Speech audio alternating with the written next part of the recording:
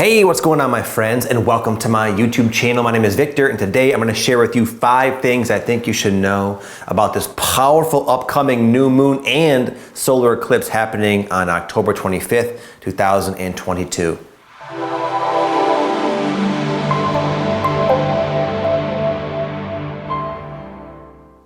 Number 1, echoes from your past, revealing just how far you've come.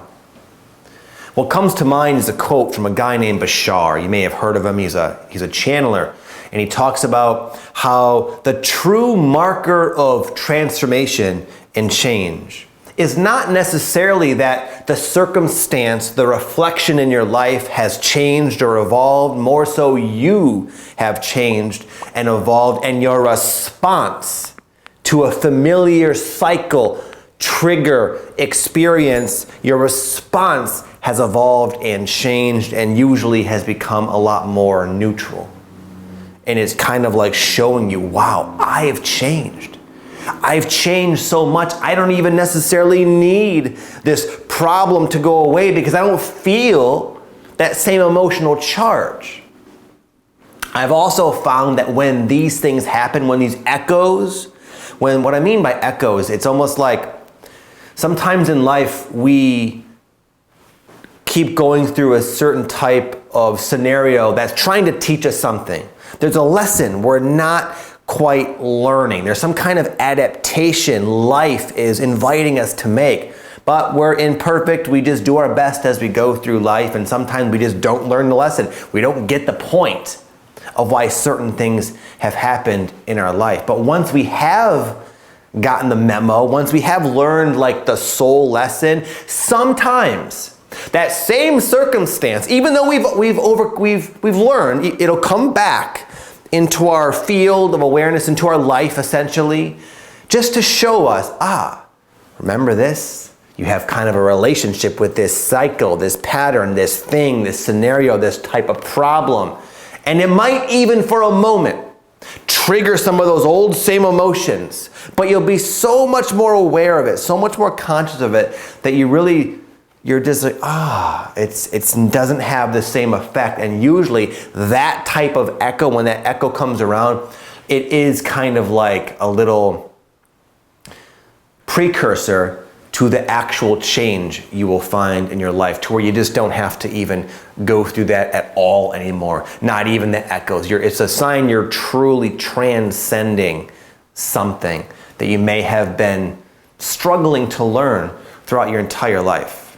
And I'll give kind of an example for my own life. I have had a lot of lessons, we'll say, karmic lessons as I would label them, involving pets, involving my dogs.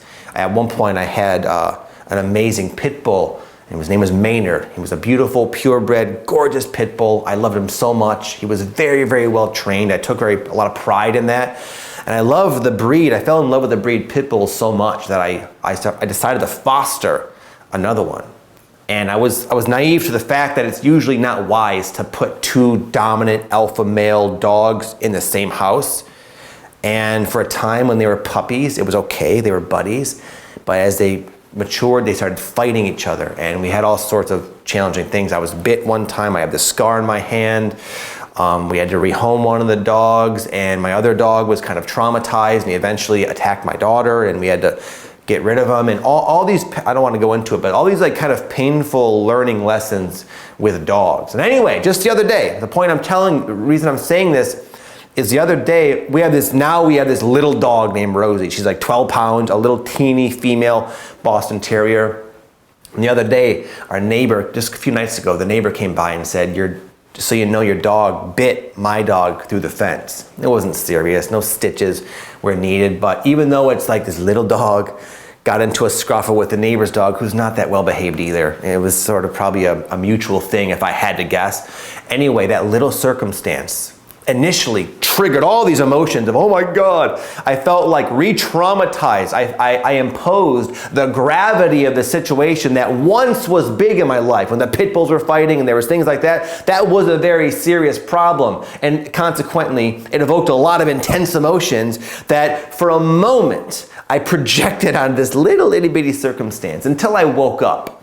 and realize, this is not the same thing. This is like, it resembles the past, but it's not the same thing. I don't have to respond so intensely because the situation is actually quite minor. And as I was kind of like realizing how far I've come, realizing I don't have to impose the past onto the present, realizing I have moved on quite a bit, then the situation resolved itself. My wife walked over some roses and said we're gonna get a dog trainer, and then the neighbor came by and gave us cookies, and it's all good. The dogs are fine, everything is fine. We finally, I believe, closed this chapter, but the closing of the chapter can sometimes kick up some dust from the past. So if you find that scenario playing out in your own life, remember that you can evaluate this more objectively. And what you might find is the emotional response might not necessarily correlate with the experience. And if you can become aware of that, then right there is a true sign of transformation and good things to come. Number 2, releasing the pressure. What I mean by that is it's a very powerful time. Eclipses, especially, can evoke deep levels of transformation. And for a lot of us, becoming more conscious, becoming more present, evolving ourselves spiritually, all that really boils down to is removing the layers of conditioning and pressure and anxiety and trauma and just misaligned, dense energy that we have held on to and continue to hold on to and carry through life unconsciously. So as we have a spiritual breakthrough, usually it's paired with a releasing of of this energy. And sometimes this happens naturally. Like the other day, a good friend of mine, he couldn't sleep, and he had this intuition that he needed to go into his living room and yell. And he went into his living room in the middle of the night and just let out these primal screams. He threw out his voice. He said he felt so much better, so much lighter. And it was his body, his intuition, knowing that some of this energy is ready to finally come out. And whether you yell in the middle of the night or it's something else, for me, it's been a little bit more subtle. I have this what's it called? A Theragun, this massage gun.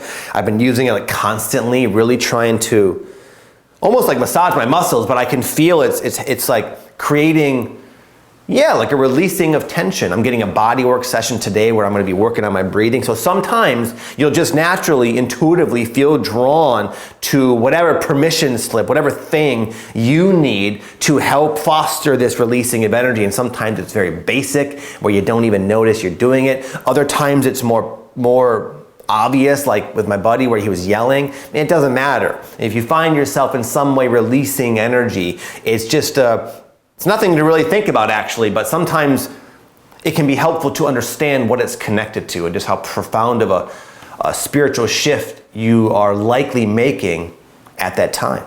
Number 3, I wrote down the hermit transition. I'll explain. The hermit phase of awakening is something I just decided to cast a label on. It's a point that a lot of seekers go through as they're going through kind of what I was talking about earlier, the closing of a chapter, but not so much of a karmic lesson chapter like I was discussing previously, more so closing a major chapter of your life. This could involve your career or where you are in your life, where you're focusing your energy. And we have kind of these macrocosm chapters in our life where it might be a span of several years. You're involved in this particular theme of your life, and all of a sudden it's you can just sense it's ending. And a lot of times when this happens, there's resistance because it's become so familiar to us. This is who I am. This is what I do. And I can feel intuitively it's ending, but I don't know where it's going. I don't know why it's ending. I don't necessarily even want it to end, but it just seems to be happening. And we can find ourselves, once we finally give into that and accept that I need to let this go, usually there's this void, this hermit phase where you don't know what's coming. You know that you really can't be doing what you were doing, and there's this kind of uncomfortable limbo where you're smack dab in the middle of the epitome of the unknown, and it's the hermit phase. And there's oftentimes like this feeling of wanting to get the ball rolling with whatever the new thing may be, but also the awareness that I'm not quite clear yet. And the awareness that if I was to just push it or rush into it, I very well likely probably change my mind in the end. So I'm just gonna kind of, I suppose, by lack of option, just dwell in this uncomfortable unknown. But that's exactly the thing to do. It's a great time to take notes. I'm in this exact phase of my life, big time.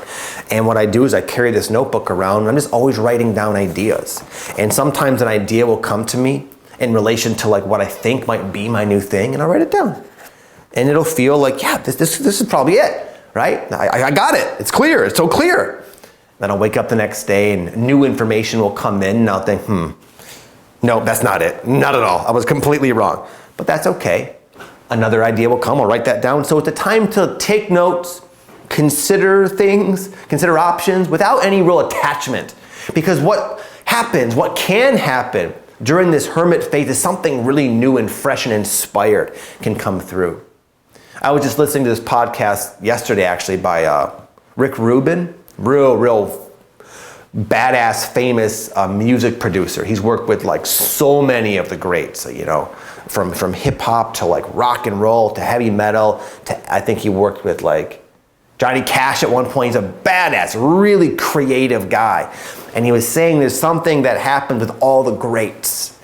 None of the greats, none of the people that do anything really remarkable plan it. It's not this thing they conceive of and then execute. It's a happening through just going through their life and being aware of the clues and the synchronicity he calls clues, the clues that life is always giving you. And a lot of times you get a clue and you don't know what it means, but you follow it and then the new clue comes, and it's more of like, during this hermit phase, what I'm saying is you can allow the clues to accumulate. You can take your time and make sure what you do is inspired, is aligned. And when you do that, then it's something that's beyond you. It's not even your new chapter. It's life saying this, I want this thing within existence, and I think you might be the guy or the gal, and if you're patient, if you can follow my lead, we will see what we can do for you. And what you might find is you end up giving birth to this awesome thing, this awesome chapter of your life, this awesome life purpose, this creation. And it's something that's just, it's beyond words. It's so special. It's not really, again, something your mind came up with. It's something more than that. And it's a real beautiful, sacred, special, grand thing that you can be a part of if you're patient, if you listen, if you can train yourself to know it's okay and beneficial to be in the unknown for a little while.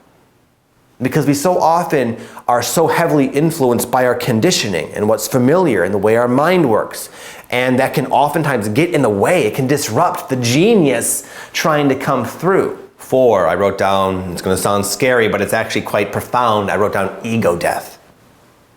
A lot of times when we are in this type of hermit type of transition, it is very uncomfortable for a variety of reasons. One of them, as I mentioned, our mind just likes to know the plan.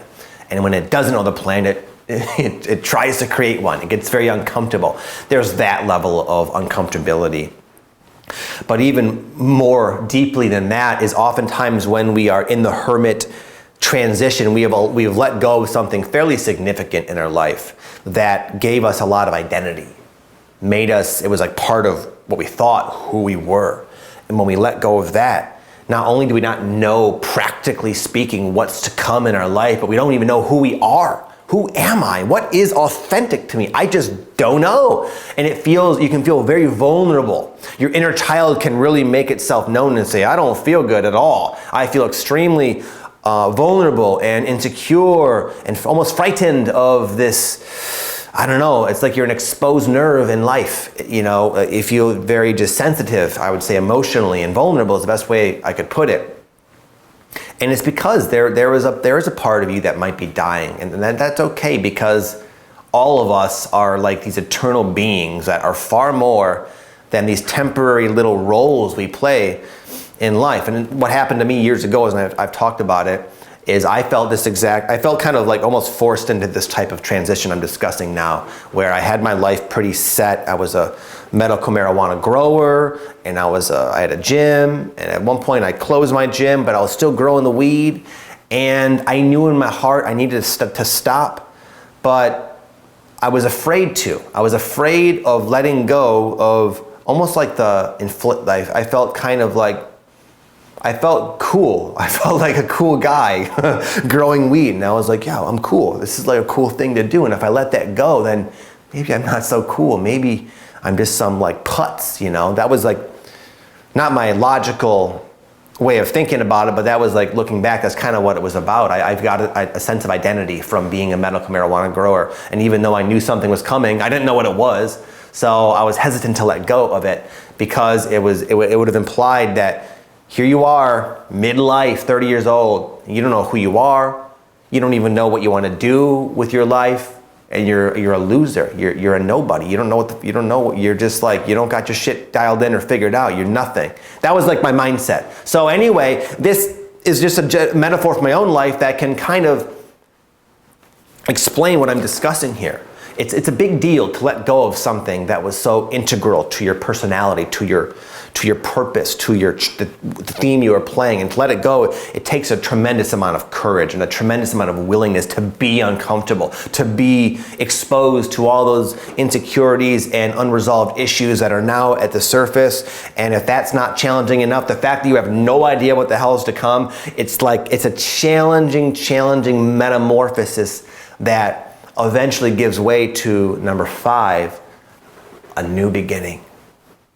And if you can ride this, if you can just follow the flow of your life, man, it will always give way to something that not only like replaces who you were and what you were doing, but it's a completely upgraded, expanded version on all levels. And it's just fun, it's exciting. Our mind wants to cling to the familiar, but it also gets bored very quickly. You know, you can just let go and let yourself go through this ebb and flow, almost like allowing your soul to take you, the personality, on this journey it's set out, and you can trust it. Then it can say, hey, listen, I know you were like reluctant to let go, and I know it's kind of uncomfortable being in this sort of transition, but if you just trust me, I'm going to take you to this new awesome thing, this new awesome place in life, this new awesome way of expressing yourself, abundant with discoveries of things within yourself you didn't even know were there, talents, genius, just aspects of your consciousness that now are unlocked, now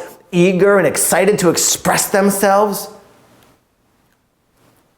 It's remarkable. It's a remarkable blessing, and you earn it by enduring the transition that most people shy away from. Most people cling to the old. Most people resist their intuition. Most people ignore their soul's calling. But those that don't, those that have the courage to go with the flow of their life, they have this opportunity to just live a truly thrilling and rewarding and amazing life. And that is what's at stake. That is the opportunity right here, right now with the new moon and the eclipse, if you can just go with the flow.